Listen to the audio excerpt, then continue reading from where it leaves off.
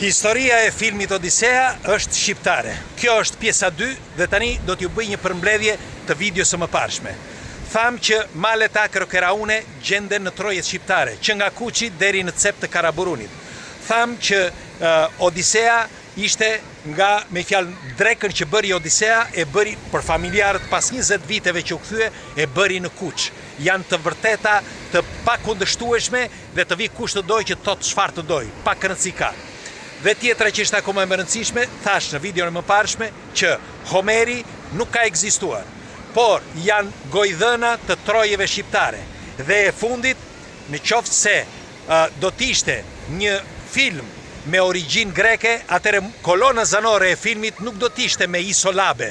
Dhe ai kompozitori i filmit nuk do të shkonte në trojet shqiptare për 3 muaj që nga Vlora deri në Saran të qëndronte aty që të gjente muzikën e filmit Odisea, sepse mund të shkonte shumë mirë në Greqi. Pse nuk shkoi në Greqi?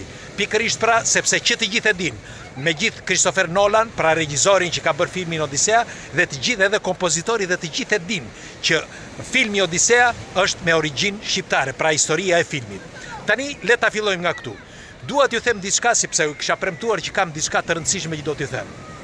Në qoftë se keni vënë, edhe historian grek kohët e fundit po e vërtetojnë, po e thonë publikisht që ka një popull që ka ekzistuar përpara se të ekzistonte populli helen. Dhe ata ishin ose janë arvanitasit. Për këtë kanë folur me mira deri tani, por sot janë shpërndar dhe janë bërë akoma mira më shumë. Dhe vetë grek, jo vetëm arvanitas, por edhe vetë grek po e thonë këtë publikisht. Gjeni video kohët e fundit me mira video, kohët e fundit që flasin pikërisht për këtë. Unë do t'ju them vetëm disa arvanitas. Do t'ju them për shembull Aristid Kolën, që ja hodhën sepse ai s'duhet të fliste dhe vdiq nga kanceri.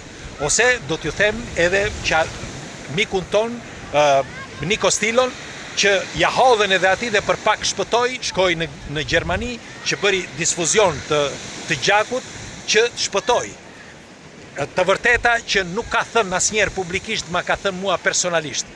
E të tjera akoma. Pra, ju keni me qindra raste të njerëzve që thonë, pra qoftë akademik, por edhe të njerëzve të thjeshtë që thonë që në Greqi, që nga kohrat e lashta deri sot vazhdojnë që të ekzistojë një popull i quajtur Arvanitas. Dhe ky popull ekzistonte përpara se të ndërtohej Greqia. Por kur u ndërtua Greqia? Ky është thelbi i saj që po diskutojmë këtu sot. Atëre, gjua që njohim sot, që disa i thonë gjua greke e re ose Katharevusa e lasht, të gjitha këto janë shkruar jo më shumë larg se vitit 400-500 pas erës sonë. E dëgjuat mirë. Disa thonë që janë më të vjetra, sepse ka disa shkrime që ishin shkruar më përpara. Mirë po, do t'ju them dhe një sekret tjetër. Ka gjasa që ata kanë kopjuar një gjuhë që ekzistonte, që ishte pikërisht etruskishtja që të quhet sot, që nuk ishte gjë tjetër. Etruskja vetëm gjua e vjetër Pelasgo Ilire. E dëgjuat mirë.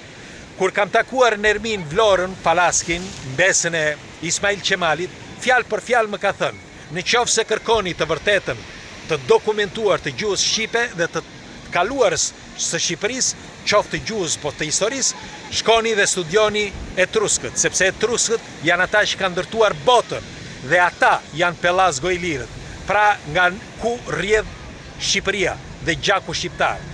E di që shumë prej jush tani, disa prej jush do ngrihen në këmbë, sepse një pjesë e madhe janë bërë turq, sepse turku ka qenë 500 vjetë, na ka përdhunuar, na ka vrarë, na ka marrë fëmijët, na i ka quar në Turqi, disa fëmijë merte i bënte gjoja komandant dhe disa vajza të vogla të familjeve shqiptare i çonte në për hareme dhe të tjera akoma i çonte në për i degdiste diku tjetër, gjoja u jepte shkolla apo ku ta di unë që ta pushtonte. Dhe pas 500 vjetësh edhe vetë pasha i tha nuk mundemi tha që ta rënojmë këtë ose ta dominojmë këtë Shqipëri tha. Është e pamundur dhe kështu ikën. Pse? Sepse shqiptari është i pa mposhtur. Ka qëndruar në këmbë, siç e ka thënë edhe Nostradamus deri në vitin 2000 dhe ai pas vitit 2000 do ta shkruaj vetë historinë. Pra, për të gjitha këto, unë ju them që shqiptari ka të gjitha dokumentat, ka historinë e ka këtu përpara tij. Por ai nuk di. nuk di së pari me një fjalë që ta marri këtë histori, ta mbledhi, sepse duhet ta bëjnë akademikët. Por akademikët nuk e bëjnë, sepse kanë frikë. Kanë frikë të humbasin atë një grysht paraqisht, aty një pozicion që kanë. Kanë frikë që të thonë të vërtetën, sepse që të gjithë ata akademikët që janë aty, që njëri, dy prej tyre i njoh shumë mirë, e din shumë mirë këtë që po flasun. Sepse ata një pjesë prej këtyre që kam zbuluar unë, që vetë i zbulova, mi thanë ata. Dhe është turp që sot të vitit 2026 flasin për televizione pa thënë të vërtetën. Thuaj të vërtetën, ndryshe mbyllë gojën dhe rri atje mos fol fare. Unë, si që kam thënë gjithmonë, aq sa mundem flas, aq sa mundem them të vërtetën. Sepse e vërteta vonon, por një ditë vjen, dhe ajo del, dhe të përplaset në fytyrë. Si për shembull, si që thash dhe në videon e mëparshme, në filmin The Immortals, thonë haptazi, që ata, pra ilirët, ishin ata që burgosën të Dreqemori në malin e Tartarit, pra s'më vjen tani, Dreqemori, sepse kur acarrohet shqiptari kështu e ka, i hipën dhe pastaj harron çdo gjë. Dhe po thoshja se kështu e ka patur prej kohësh, e kemi një gjak.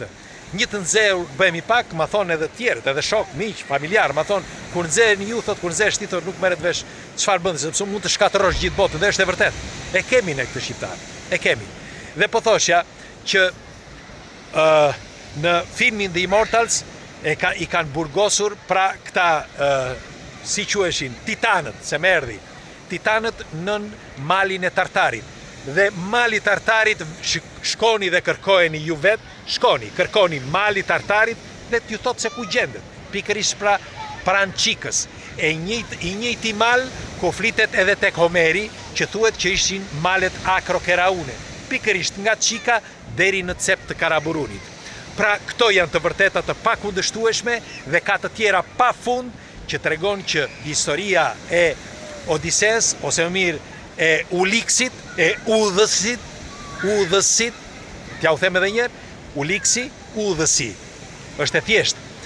Dhe për të gjitha ato histori, pra që janë shkruar më përpara edhe në librat e vjetër të Greqisë, por që i zhdukën me kalimin e kohës, sepse e kuptuan që nëse do të mbeteshin aty, do të mbeteshin në histori, dhe nëse ne do t'i zbulonim një ditë, atëherë do të përmbyse historia e tyre. Mirë po nuk e kuptojnë që një ditë pra e vërteta del, dhe s'ka shans që mos të dalë e vërteta. Si që tashte më përpara, edhe vetë Nostradamus dhe të tjerë e kanë thënë që shqiptari ndonë se një popull i vogël di ta shkruaj vetë historinë. Na kanë burgosur, na kanë vrarë, na kanë përdhunuar, na kanë shkatëruar. Me mira herë na kanë vjedhur dhe shkatëruar. Prap shqiptari kanë mbetur në këmbë. Dhe e dini pse? Janë palavra ato që thonë ndonjëherë që nuk e do shqiptarin. Shqiptari e do shqiptarin dhe ç'ke me të, sepse shqiptari jep jetën për shqiptarin e vet, për vllaun e vet. Dhe këtë e keni në histori, besa e shqiptarit është vetëm një. Jeton vetëm në Shqipëri, në të gjithë botën. Pra shqiptari ka mbijetuar deri tani dhe këto histori që janë tani dal nga dal do dalin në dritë. Dhe Christopher Nolan në filmin e tij që dërgoi edhe kompozitorin në trojet shqiptare, ai e thot në paralelizëm në mënyrë alegorike atë të vërtet, pra, të vërtetën e shqiptarëve dhe të vërtetën e historisë së Uliksit që është shqiptare. Nuk mund ta thot hapkazi, sepse nuk është një historian, nuk mund ta ndryshojë dot ai historinë. Duhet vetë Shqipëria, shqiptarët ta ndryshojnë historinë e tyre. Të thonë këta jemi dhe nga ai moment do t'japin vendin që të takon. Duhet të dini diçka. Nëse ti nuk e respekton vetveten, askush nuk të respekton. Nëse ti nuk e tregon se kush je, atëherë ti je askushi, sepse kudo që të ulesh nuk të njeh askush, sepse s'ke një histori. Por historia e Shqipërisë gjendet këtu dhe është haptazi, e gjeni kudo. Mua më mjaftuan vetëm 4-5 vite për të kërkuar me gjurmët, jo vetëm të Odises, por edhe të Shqipërisë, në ato histori që kemi preku në emisionin Enigma, për të kuptuar se sa e madhe është toka shqiptare dhe sa e rëndësishme është. Dhe për të gjitha ato emisione që kemi bërë, ju them që është vendi i begat dhe vendi i çmuar i të gjitha shteteve dhe vendi që lakmojnë gjithë shtetet e botës, ku ende sot po marrin copëza për ta shkatëruar sepse u pëlqen vendi. Nuk është se duan të na shkatërrojnë, u pëlqen vendi, u pëlqen njerëzit. Pikërisht për këtë pra janë më shumë të huaj sot se sa shqiptar. Megjithatë pres komendet tuaja çfarë mendimi keni dhe shpërndajeni këto informacione pafund. Shpërndajeni, o shqiptar.